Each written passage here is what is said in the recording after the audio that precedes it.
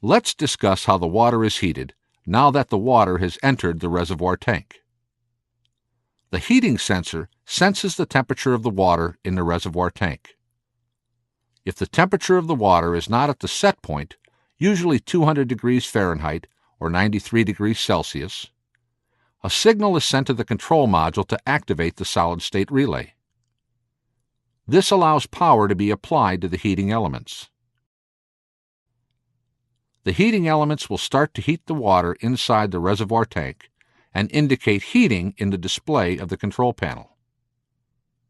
Once the water reaches the desired temperature, the heating sensor will signal the control module. This will turn off the power to the solid-state relay and, in turn, shut off the power to the heating elements. Now that you know how a WilburCurtis brewing unit works, let's take a look at the electrical flow within the Gemini system. With the power supply connected to the unit, L1 and L2 supply power to the high limit switch, and a neutral is supplied to the control module along with ground connected to the chassis. L1 line voltage then passes through the high limit switch to the toggle switch and also to terminal 1 of the solid-state relay.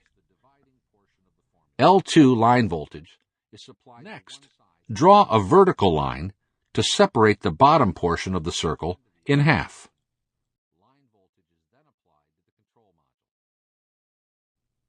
This line is going to represent the multiplication portion of the formula. Now that you've created the baseline for any of the formulas, let's take a few minutes to discuss the different elements that can be placed in the formula table. First, E is electrical energy.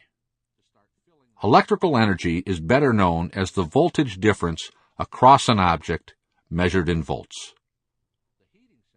Next is I, which stands for the current that's created when passing through an object and is measured in amps.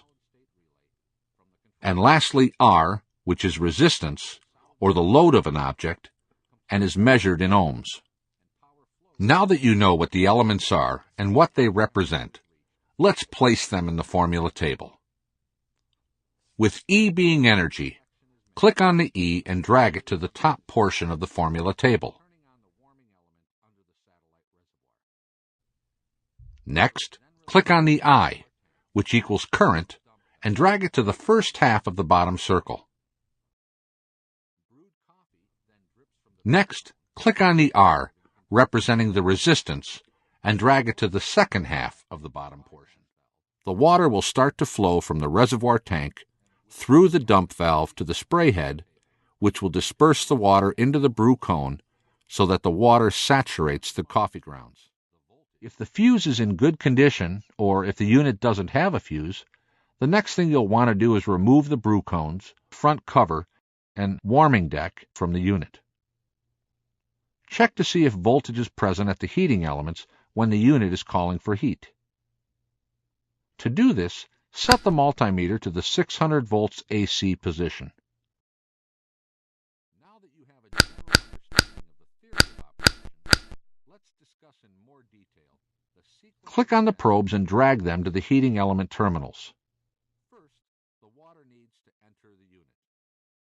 This is accomplished by having the water line connected to the unit. The meter should indicate approximately 208 to 240 volts AC. With the water now present at the input side of the inlet valve and the power button located on the control panel turned on, a signal from the water level probe will tell the control module if water is needed in the reservoir tank. If the water is not touching the water level probe, voltage is sent from the control module to activate the inlet valve. This allows water to start filling the reservoir tank.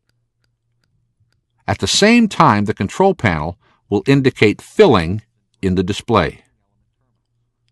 Once the water reaches the water level probe, a signal triggers the control module to turn off the power to the inlet valve, and the water will stop flowing.